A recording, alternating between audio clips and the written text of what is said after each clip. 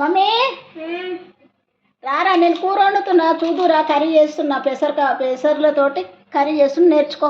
ఏం కూర? పెసర్లతోని ఇంకో చూదురా అమ్మ. వస్తున్నా. ఇంకో అందులో నూనె పోసిన, అందులో కుక్కర్లో దీనికి తగిన నూనె పోసిన, ఆయిల్ పెట్టినాను. కొత్తిమీర, ఉల్లిగడ్డలు, పచ్చిమిరపకాయలు, కరివేపాకు, పచ్చిమిరపకాయలు, ఉల్లిగడ్డలు, కొంచెం అల్లం వెల్లిగడ్డ పేస్టు,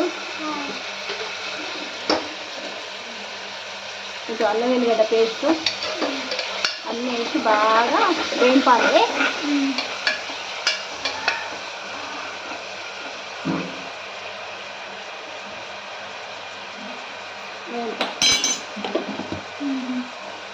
తర్వాత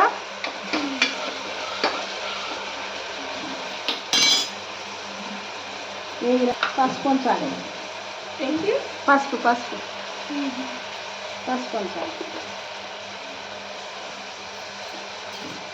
పసుపు ఉంచి మంచిగా గోలినాక నేను 2 గంటల ముందు ఈ పెసర్లు నానబెట్టిన. ఇప్పుడు 2 గంటల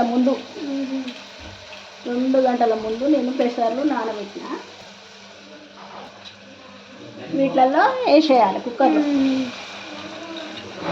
కుక్కర్లో వేసి మొత్తం వాటర్ వేస్తా. పెడదాన్ని వాటర్ కూడా కొంచెం పెట్టాలి, ఉడకాలి కదా.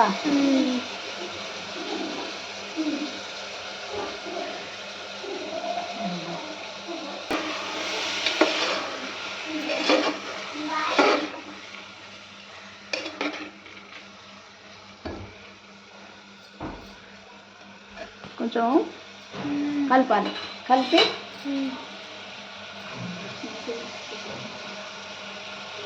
కొంచెం మళ్ళీ కలిపి కొంచెం ఉప్పు ఉంచి ఇంకా ఒట్టి కారం తీస్తున్నా. కుక్కర్ మీద మామూలుగా పెట్టినాం కదా ఇంతకుముందు. ఇప్పుడు తీసి కొంచెం సాల్ట్ చేద్దాం. సాల్ట్ పెట్టి మళ్ళా కలిపి దాని తగ్గట్టు వేసుకోవాలి.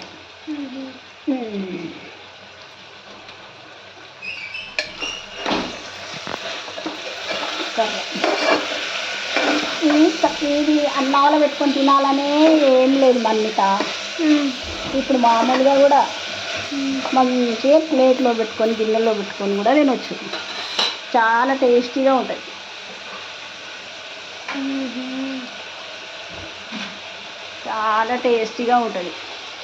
కొంచెం వాటర్ పోసుకోవాలి.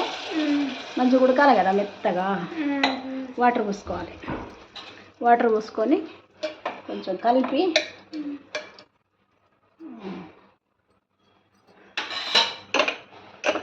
మూత పెట్టేసేయాలి.